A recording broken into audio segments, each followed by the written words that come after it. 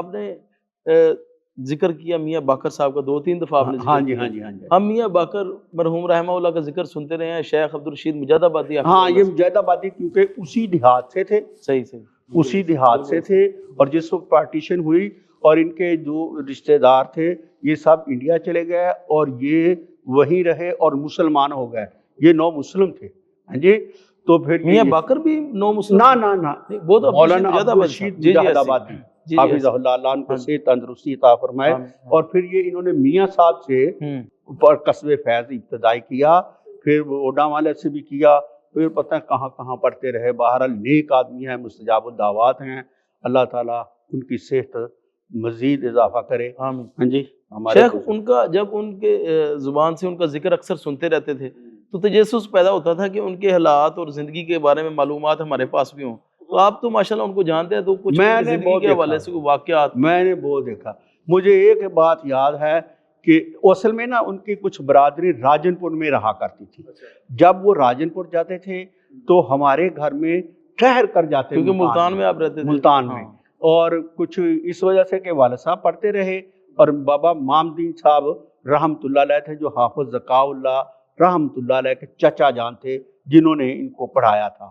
ان کے ساتھ ہمارے باپ بیٹے کا تعلق تھا، تو وہ وہاں ٹھہر کر پھر اس کے بعد میاں مولانا عتیق اللہ مرحوم، پھر وہ جاتے تھے، وہ ٹھہر کر جاتے تھے، اور پھر واپسی پر بھی ٹھہر کر آتے تھے، کیونکہ ادھر فیصل آباد کے لیے ملتان سے گاڑی پر بیٹھنا، نیاز بس ہوتی تھی، اس پر بیٹھنا ہوتا تھا، یا ٹرین پر بیٹھنا ہوتا تھا، تو چشمے آہو اور عباسین یہ گاڑیاں چلتی تھی فیصل آباد کے لیے۔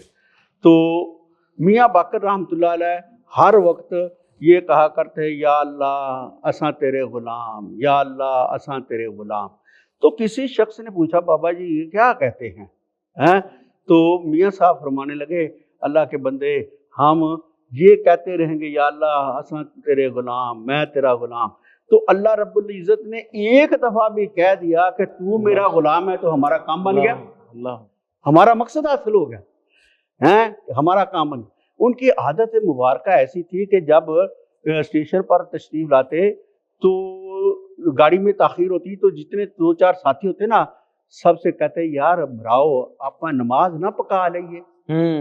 یہ ہمارے گاؤں کی بھی بولی ہے، پکا لیے، یاد کرنے کو یاد کر لیا، یہ نماز نہ پکا لئیے، جسے ہم کہتے ہیں انگلش میں ریویژن کر لی یا دوہرا لی۔ تو وہ کیا کرتے تھے، پہلے ایک دفعہ خود سناتے، پھر ایک ایک سے دائیں طرف سے شروع ہو کر ایک ایک سے سنتے، پھر بعد میں پھر خود سناتے، پھر کہتے اب بتاؤ کہ تم نے میری غلطیاں پکڑنی ہے۔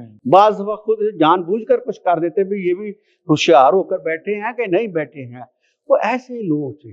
میں گیا، ایک دفعہ کا ذکر ہے کہ میں گیا، دوپہر کا وقت تھا تو کھانا لایا گیا، تو وہ یہ دیہاتوں میں سرخ مرچ کو دیسی گھی کا تڑکا لگا دیا جاتا ہے اور روٹی پر لگا کر کھاتے ہیں۔ ہم شہری لوگ تھے، میں نے کہا میں تو نہیں کھاتا یہ۔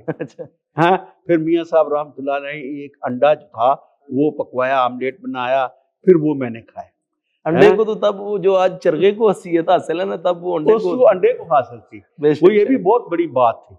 تو حضرت میاں باقر رحمۃ اللہ علیہ واقعی شیخ وہ کوئی روحانی شخصیت تھی یا پھر درس و تدریس کے شعبے سے؟ اور درس و تدریس تھا، انہوں نے مدرسہ بنایا تھا خادم القرآن والحدیث کے نام پر، ادھر ہی اوڈا والا جھوک دادو میں۔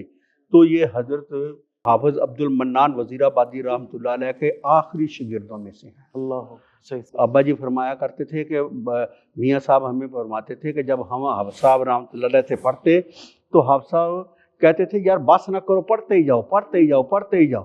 ہاں جی، تو یہ آخری شاگردوں میں سے تھے۔ پھر انہوں نے پڑھا، ادھر اپنا درس بنا لیا بچیوں کا، اور بچوں سے زیادہ بچیوں کا درس جو تھا وہ کامیاب رہا۔ ہاں جی، اور بہت وہاں سے استفادہ کیا گیا، بڑی بڑی دور تک معلمات اور طالبات پڑھ کر گئی ہیں۔ ہاں جی، تو یہ واقعی روحانی شخصیت ہے، کیونکہ لوگ ان کے پاس تربیت کے لیے آ جاتے تھے اور وہ تربیت کرتے تھے، نماز کی تلقین اور پاکیزگی کی تلقین۔ اسی طرح حضرت صوفی صاحب رحمۃ اللہ علیہ، حضرت صوفی صاحب آدمیوں کو بیٹھنے نہیں دیتے تھے، وہ کہتے تھے جاؤ کام کرو، بیٹھو نہیں، بیکار نہیں بیٹھو، جاؤ کام کرو، آپ کام کریں اللہ تعالیٰ سے دعا کریں اور اللہ تعالیٰ آپ کے رزق میں برکت ڈالے اور ادارہ کی خدمت کریں۔